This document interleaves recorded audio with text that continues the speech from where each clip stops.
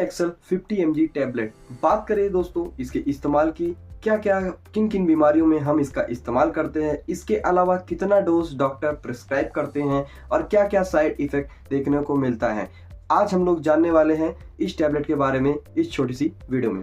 नमस्कार दोस्तों, मैं जयंत यादव स्वागत करता हूं दोस्तों आपको इस नए वीडियो में। तो आइए जानते हैं कि आखिर जो मेटएक्सेल 50 mg या फिर जो कि मेटाप्रोलॉल नाम से आती है, आखिर इसका इस्तेमाल क्या किन किन बीमारियों में किया जाता है। सबसे पहले मैं आपको बता दूं, जो आपकी मेटाप्रोलॉल 50 mg या फिर आप कह सकते हैं ये आपकी मेटाप्रोलॉल सक्सिनेट नाम से भी आती है, मेटाप्रोलॉल टार्टेट नाम से भी आती है। ये आपकी दोस्तों एक तरीके की जो मेटाप्रोलॉल है, ये आपकी एक तरीके की बीटा ब्लॉकर क्लास की दवा है, जो कि हम लोग मेनली आपकी हाइपरटेंसिव में इस्तेमाल की जाती है। मतलब अगर किसी का जो ब्लड प्रेशर है, नॉर्मली जो उसकी रीडिंग होती है ये 120/80 mm ऑफ Hg होती है। इससे अगर किसी का बीपी बहुत ज़्यादा बड़ा है, 160 आप बोल सकते हैं 90 या फिर 180 इस रेंज में आता है, तो ऐसे केस में भी डॉक्टर्स इसका इस्तेमाल करते हैं।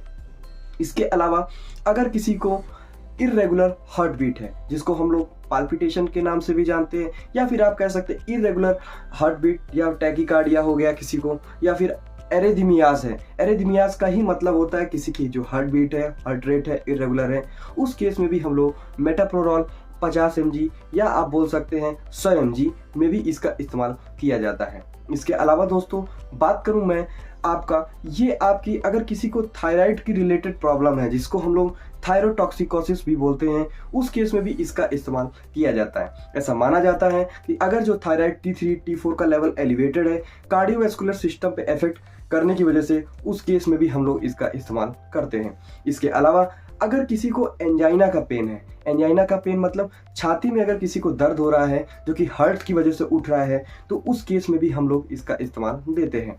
अलावा ऐसा माना जाता है कि अगर किसी को माइग्रेन का पेन हो रहा है, तो उसमें भी हम लोग बीटा ब्लॉकर्स देते हैं। हम लोग चाहे प्रोपेनानॉल दे सकते हैं, मेटाप्रोलॉल दे सकते हैं या एटिनॉल भी दे सकते हैं। क्यों देते हैं? क्योंकि माइग्रेन में जो ब्लड वेसल है डायलेट ना हो, इसलिए हम लोग इसको देते हैं, ताकि जो सेरोटोनिन का लेवल है वो आपका मेंटेन रहे। ये थे इसके कुछ यूजेस। बात करें दोस्तों इसके डोज की, तो ये आपकी 12.5 मिलीग्राम के डोज में भी आती हैं।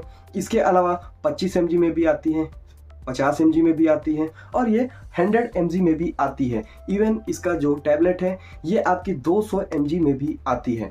लेकिन कभी भी आपको इसका जो डोज है पर डे 400 मिलीग्राम से ज़्यादा नहीं लेना होता है। ये डोज आपके डॉक्टर आपके सिम्टम्स और आपकी बीमारी के हिसाब से इसको डिस्क्राइब करते हैं या फिर आपको प्रिस्क्राइब करते हैं।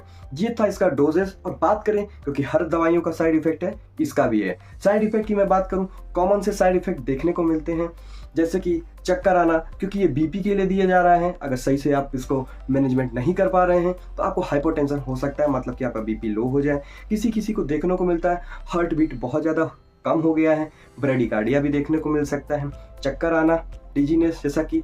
और अगर किसी अस्थमा वाले पेशेंट ने इसका इस्तेमाल कर लिया है तो उसके लिए जान का भी खतरा बन सकता है, क्योंकि बीटा ब्लॉकर है। अस्थमा के पेशेंट अवॉइड किया जाता है, नहीं देना होता है इसको। लेकिन कभी कभी, जैसे कि मैंने हमेशा बोलता हूँ, वीडियो देख के कोई भी दवा आपको नहीं लेनी होती है। डॉक्टर को अपनी पुरानी दवा, पुरानी मेडिकल हिस्ट्री बता के ही दवा लें। तो ऐसे अस्थमा के केस में बीटा ब्लॉकर्स नहीं दिया जाता है, ताकि ऐसे सिम्टम से प्रिवेंट हो सके। इसके अलावा मैं बात करूँ इसके सिम्टम्स की, तो डायरिया, नोजिया, वॉमिटिंग, ये तो नॉर्मल सिम्टम्स हैं, आ सकते हैं। तो ये थे दोस्तों कुछ सिम्टम्स और डोजेस मैंने बताया, और किन किन बीमारियों में इसका इस्तेमाल कर सकते हैं। ऐसी और भी दोस्तों मेडिकल से जुड़ी जानकारी के लिए आप इस चैनल को सब्सक्राइब कर सकते हैं। Thank you for watching this video. Have a nice day.